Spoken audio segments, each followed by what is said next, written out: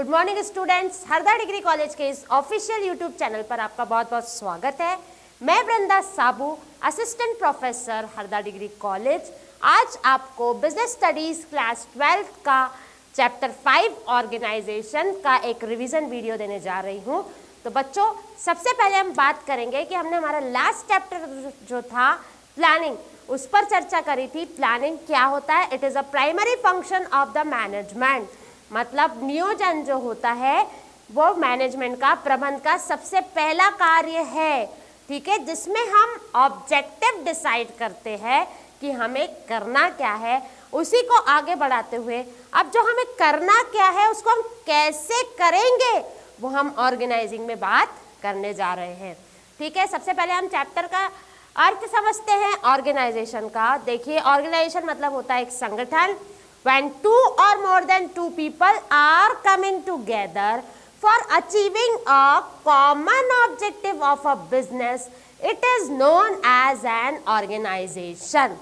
ठीक है, जब दो या दो से अधिक व्यक्ति मिल करके किसी एक सामान्य उद्देश्य की और यू कैन से व्यवसाय के, बिजनेस के कॉमन उद्देश्य की प्राप्ति के लिए एकत्रित होते हैं तो उसे कहा जाता है संगठन, ऑर्गेनाइजेशन। अब इसकी एक शॉर्ट डेफिनेशन, एक मीनिंग हम इसका देखने जा रहे हैं, तो ध्यान से देखिए।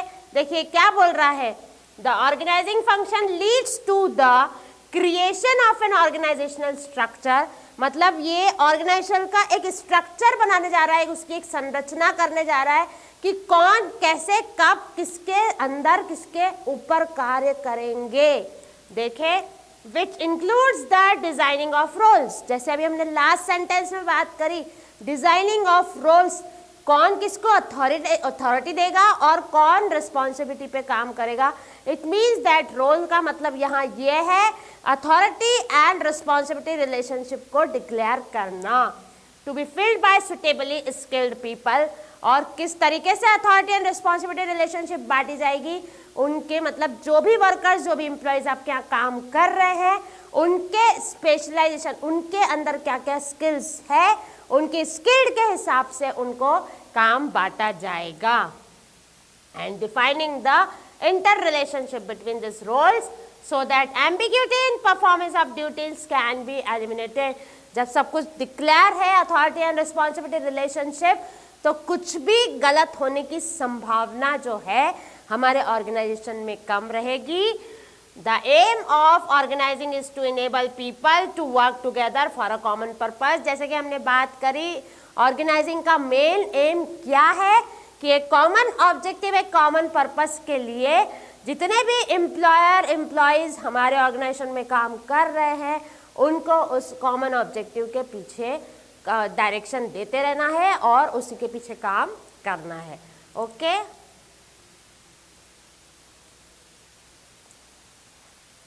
now we are learning steps in the process of organizing.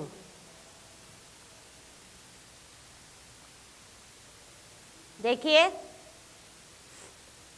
ये स्टेप्स को ध्यान से देख लीजिए एक बार, ठीक है, देख लिया।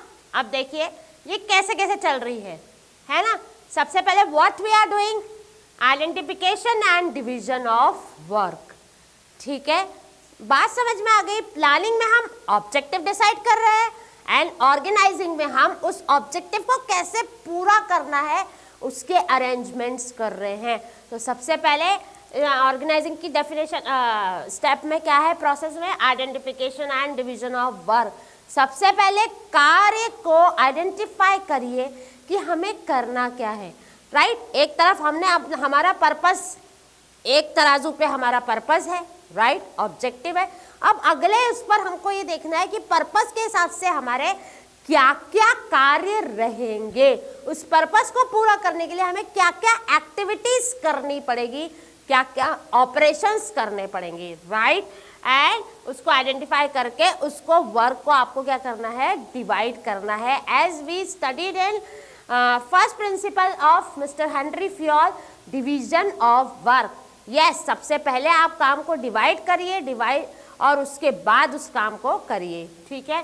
तो कर लिया हमने ये काम। अब उसके बाद जब वर्क डिवाइड हो गया तो दूसरी प्रोसेस ये है कि उस वर्क को एक एक हेड के अंडर काम के लिए दे दिया जाए, जैसे डिपार्टमेंट्स अलग अलग विभाग बना दिए जाए, like example marketing department, production department, HR department, sales department, lots of department, finance department will be there.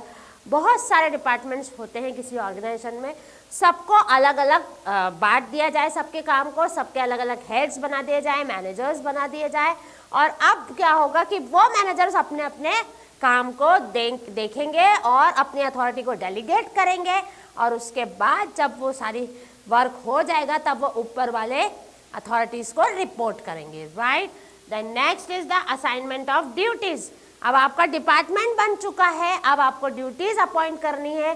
जैसे कि अभी मैंने कहा कि मार्केटिंग मैनेजर अगर आपने यहाँ मार्केटिंग डिपार्टमेंट बना दिया गया है तो मार्केटिंग मैनेजर को उनकी ड्यूटीज असाइन करिए। इस तरीके से एग्जाम्पल के साथ हम चलेंगे। Then next is establishing report relationship. ठीक है, वही चीज जो हमने अभी बात करी कि कौन किसको रिपोर्ट करेगा, अथॉरिटी कहाँ से कहाँ आएगी। As we studied before also there are 3 levels of management, that is top, middle and bottom.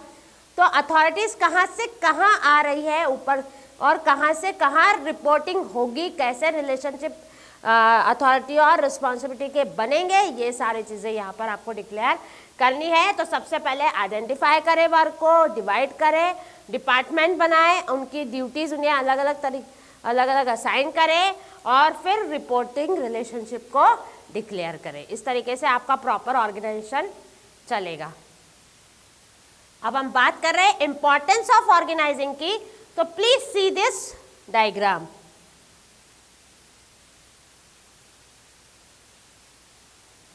देख लिया? अब हम इस पर एक एक पॉइंट पर बात करते हैं। सबसे पहला पॉइंट है हमारा बेनिफिट ऑफ स्पेशलाइजेशन। स्पेशलाइजेशन मतलब सपोज करिए if I am good in computers, I did my masters in computer, अगर मैंने मेरे PG पोस्ट ग्रेजुएशन कंप्यूटर्स में करा है तो ये मेरी एक स्पेशलिटी है कि मैं कंप्यूटर्स में काम अच्छी तरीके से कर सकती हूँ। तो वो बेनिफिट्स ऑफ स्पेशलाइजेशन की बात कर रहे हैं। जैसे कि हमने बात किया ऑर्गेनाइजिंग में हम उनके स्किल्ड, जो भी वर्कर्स की जो स्किल्ड है उसके हिसाब से उन्हें काम देते हैं। तो उसका बेनिफिट क्या है, तो organising leads to a systematic allocation of jobs amongst the workforce. जैसा स्पेशलाइजेशन वैसा कार्य उनको दिया जाएगा। The division of work into smaller jobs reduces workload and enhance productivity and repetitive performance leads to specialisation. अगर आपने प्रॉपर डिवीजन ऑफ वर्क किया है तो वर्क लोड भी कम होता है, स्पेशलाइजेशन के हिसाब से काम भी होता है, और जो एक्टिविटीज डबल होने की संभावना रहती है या वेस्टेज रहती है उसके चांसेस कम हो जाते हैं, right. Then clarity in work relationship. आपकी अगर आपने पूरा अथॉरिटी रिस्पॉन्सिबिलिटी रिलेशनशिप को प्रॉपर डिफाइन कर दिया है तो क्लैरिटी रहेगी कि आप किसको रिपोर्ट करने वाले हो, कौन आपको काम देने वाला है, right. It helps in creating a hierarchical order, thereby enabling the fixation of responsibilities as we studied before.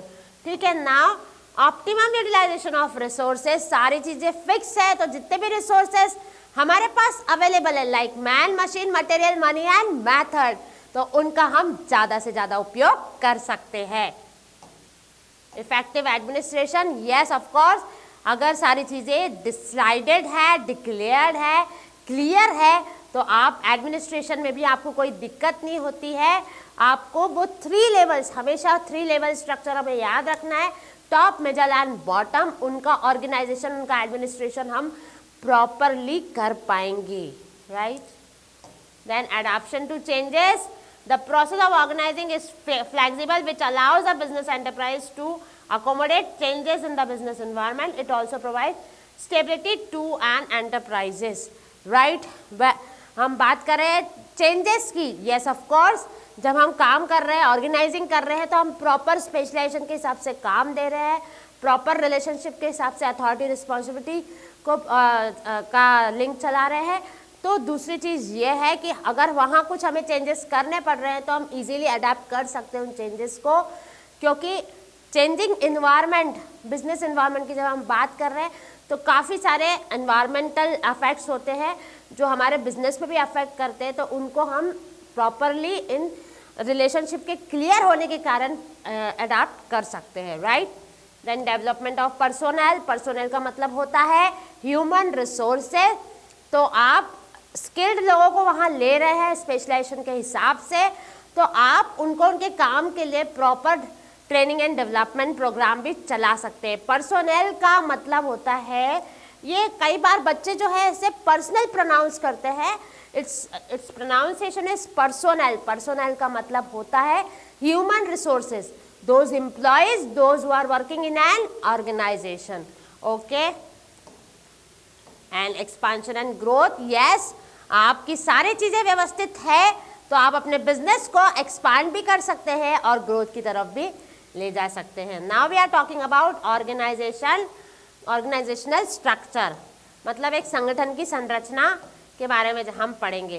तो मेनली देखिए दो प्रकार के स्ट्रक्चर हम पढ़ेंगे, that is functional structure and divisional structure. तो देखिए ये कैसे चलता है, एक बार इस डायग्राम को अच्छे से देख लीजिए, ठीक है। अब देखिए इसका ये कैसे चल रहा है। In functional structure, activities are grouped and departments are created on the basis of specific function to be performed. Example, all the jobs related to production are grouped under production department, sales department, etc. Right? देखिए जैसे इसमें कैसे चल रहा है। Managing director, managing director क्या क्या कर रहे हैं, तो ह्यूमन रिसोर्स डिपार्टमेंट को देख रहे हैं, मार्केटिंग को देख रहे हैं, रिसर्च एंड डेवलपमेंट, परचेसिंग।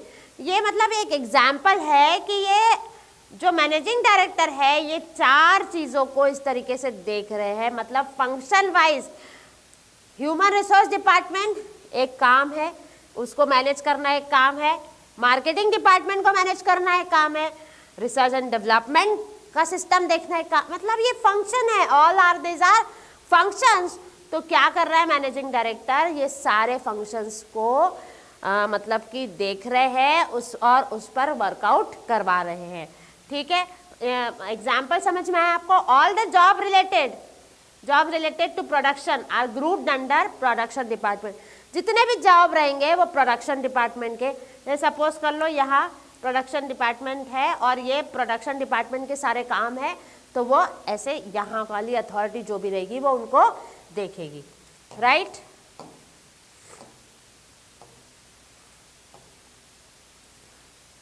ये उनके एडवांटेजेस डिसएडवांटेजेस एक बार देख लीजिए।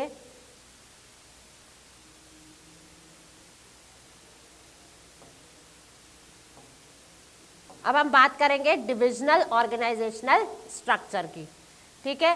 देखिए इसमें कैसा होता है, dividing the whole enterprises according to the major products to be manufactured like metal, plastic, cosmetic etcetera is known as divisional organisational structure. मतलब पूरे एंटरप्राइजेस को major according to the major product to be manufacture, जो भी major product आप manufacture कर रहे हैं like metal, plastic, cosmetic etcetera is known as. देखिए अब आप डायग्राम देखोगे तो आपको समझ में आएगा। ये देखिए मैनेजिंग डायरेक्टर है ना, अब वो क्या क्या देख रहे हैं, cosmetic, garments, footwear, skin care, ये अलग अलग उनके डिपार्टमेंट से, अलग अलग हेड से, राइट।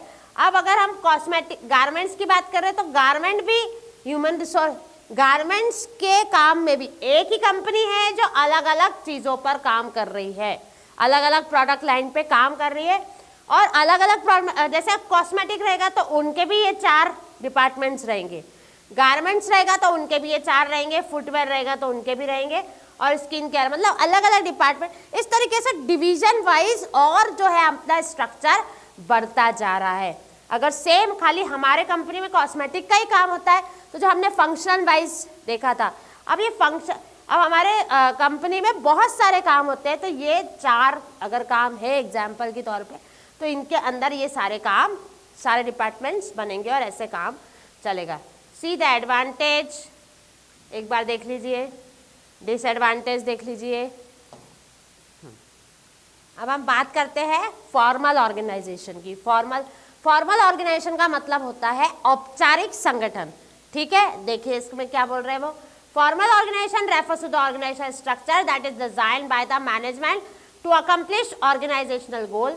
सिस्टमैटिक मतलब क्या बात हो रही है, औपचारिक मतलब जो ऑर्गेनाइजेशन कंपनी के ऑर्गेनाइजेशन के ऑब्जेक्टिव को पूरा करने के लिए बनाया गया है, that is known as a formal organisation.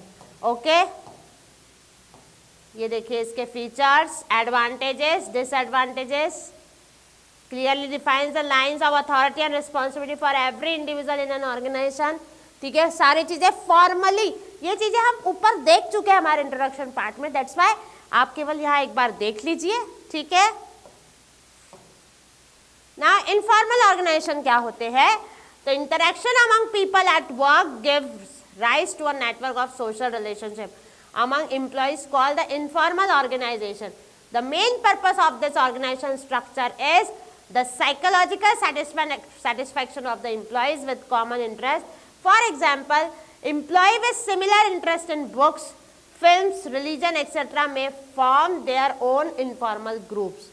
Right? क्या होता है, जैसे ऑर्गेनाइजेशन में व्यक्ति एम्प्लॉयज काम करते हैं, तो काम करते करते क्या होता है कि व्यक्ति कभी कभी जैसे उनके दिमाग में कुछ एक एक जैसा काम करते करते थोड़ी सी बोरियत होने लगती है या कुछ माइंड चेंज होने लगता है।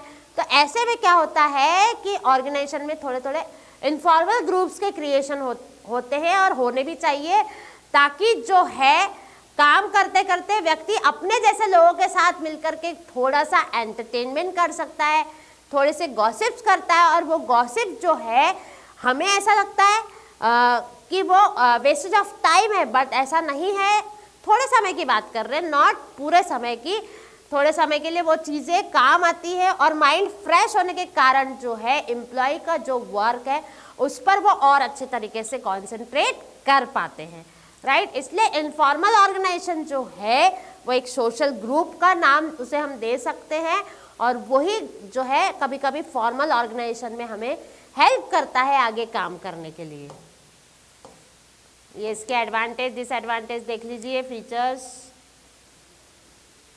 It originates from the personal interaction of employees within a organisation. Yes, obviously जैसा हमने अभी ऊपर बात की, मैं ये इसलिए डिटेल में नहीं बता रही क्योंकि जब हम बात उसकी इंट्रोडक्शन में कर रहे हैं तो हम ये सारी बातें कर चुके हैं। ठीक है, एक बार आप देख लीजिए, डिफरेंस देख लीजिए।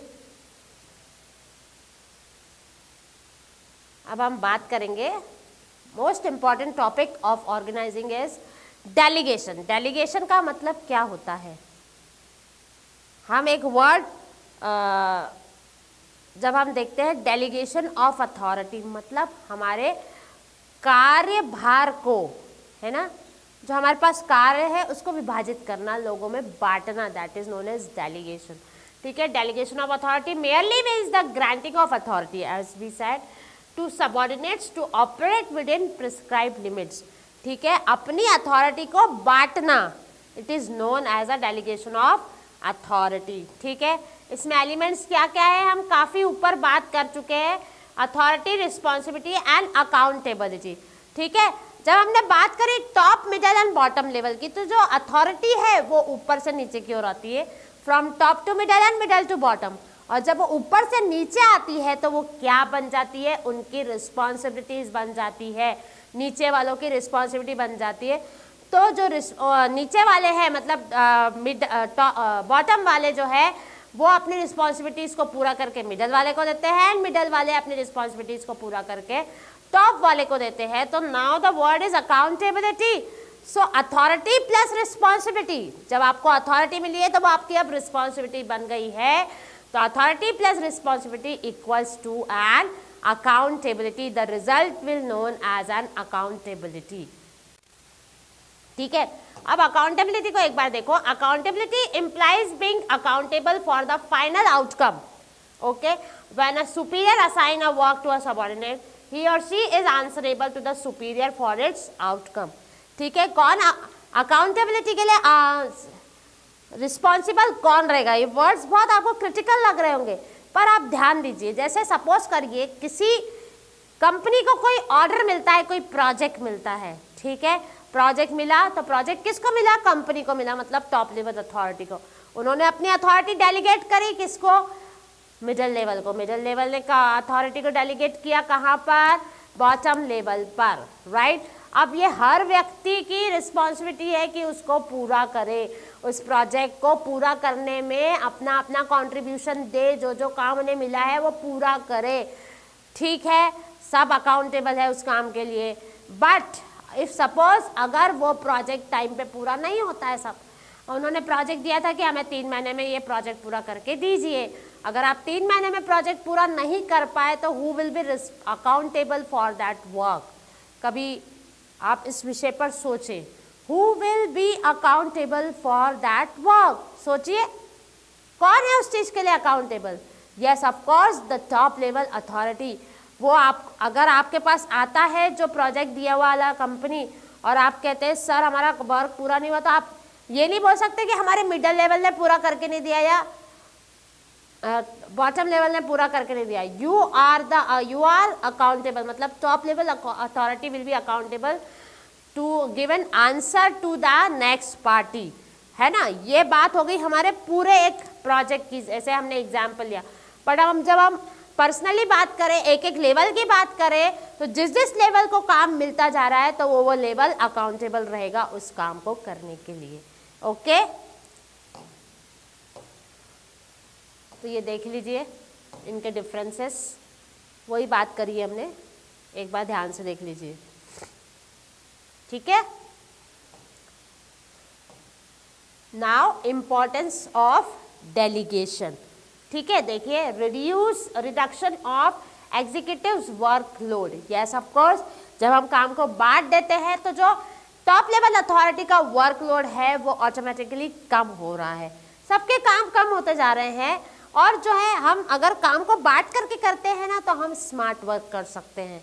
एक ही व्यक्ति पे अगर लोड आता रहा तो वो व्यक्ति अच्छा स्किल्ड होने के बाद भी वो काम में वो रिजल्ट नहीं दे पाएगा जो काम बांटने के बाद हम रिजल्ट्स ला पाते हैं, right. Then employees development, yes of course employee का भी डेवलपमेंट हो रहा है क्योंकि उनको अपनी स्किल के हिसाब से काम मिल रहा है। Quick and better decisions are possible, क्योंकि देखिए the subordinate are granted sufficient authority so they need not to go to their superior for taking decisions concerning the routine matters, ठीक है। जो भी सबऑर्डिनेट्स रहते हैं उनको एक सफिशिएंट अथॉरिटी दे दी जाती है कि आप इन चीज़ों पर डिसीजन ले सकते हैं। तो छोटे छोटे कामों के लिए जो है उनको अपने ऊपर के अथॉरिटी के पास जाने की आवश्यकता नहीं होती है, राइट। इसलिए जो है वो डिसीजंस फटाफट से ले सकते हैं। High morale of subordinations, better because of delegation of authority to the subordinates, they get an opportunity to display their efficiency and capacity। मतलब कि जो काम मिलता है उनके पास अथॉरिटी भी मिलती है और वो अपने हिसाब से वो काम को कर सकते हैं, तो जो है उनके काम करने का मनोबल अपने आप बढ़ता है, उन अपने इंटरेस्ट के साथ वो काम कराता है। देखिए, कोई अगर अपने से काम करवाए और कोई ये बोल दे कि आप अपने हिसाब से उस काम को करिए तो आप ज़्यादा इंटरेस्ट से काम करते हैं, राइट। तो ऐसे केसेस में मोरल, मनोबल को बढ़ाने में जो है अथॉरिटीज़ का बहुत बड़ा रोल रहता है, right. Better coordination, yes of course, सारी चीज़ें जब डिसाइडेड रहती है तो हम एक दूसरे के साथ कोऑर्डिनेट करके काम को कर सकते हैं, बहुत अच्छे तरीके से कर सकते हैं, ठीक है। Now we are talking about the decentralisation. आपने एक वर्ड सुना होगा सेंट्रलाइजेशन, जैसा कि हमने हेनरी फ्योल सर के प्रिंसिपल्स में भी देखा था, सेंट्रलाइजेशन एंड डिसेंट्रलाइजेशन। सेंट्रलाइजेशन का मतलब होता है power in a few hands, कुछ ही लोगों के हाथ में अधिकार का होना, ठीक है। तो वो पॉसिबल कब होता है? जब छोटा ऑर्गेनाइजेशन है तो हम सेंट्रलाइजेशन के प्रोसेस के थ्रू उस ऑर्गेनाइजेशन को कंट्रोलिंग में रख सकते हैं।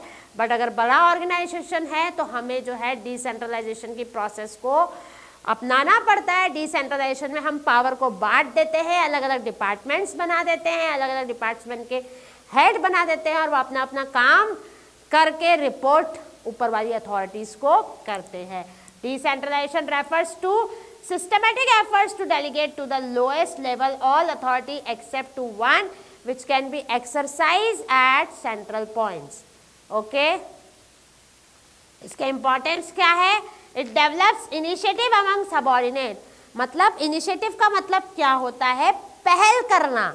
तो जो सबऑर्डिनेट्स है वो, क्योंकि उनको काम दिया जाता है, उनसे बोला जाता है कौन करेगा भाई, डिसेंट्रलाइजेशन, काम अपने अपने बढ़ गए हैं तो व्यक्ति ये चाहता है कि हम आगे बढ़ कर के काम करें, ठीक है, उन्हें इस तरीके से मोटिवेट किया जाता है, तो वो व्यक्ति जो है अपने आप में उनका मोराल बढ़ता है और वो इनिशिएटिव लेकर के काम करने के लिए उत्साहित होता है। It develops managerial talent for future, yes of course, अपने अपने काम अपने अपने स्पेशलाइजेशन के लिए मिले हैं, हिसाब से मिले हैं, तो अपने जो मैनेजरियल टैलेंट है हमारे अंदर जो है, जो भी एम्प्लॉयज़ के अंदर, वो टैलेंट को बढ़ाने में इस डिसेंट्रलाइजेशन प्रोसेस की बहुत बड़ी रोल होता है।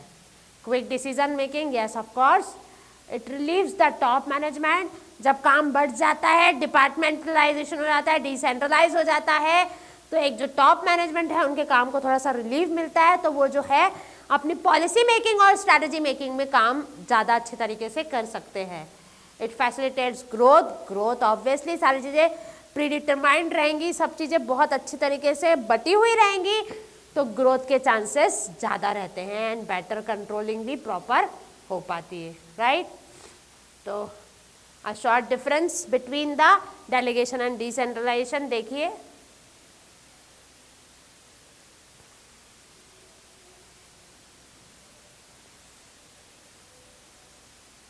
एक बार देख लीजिए।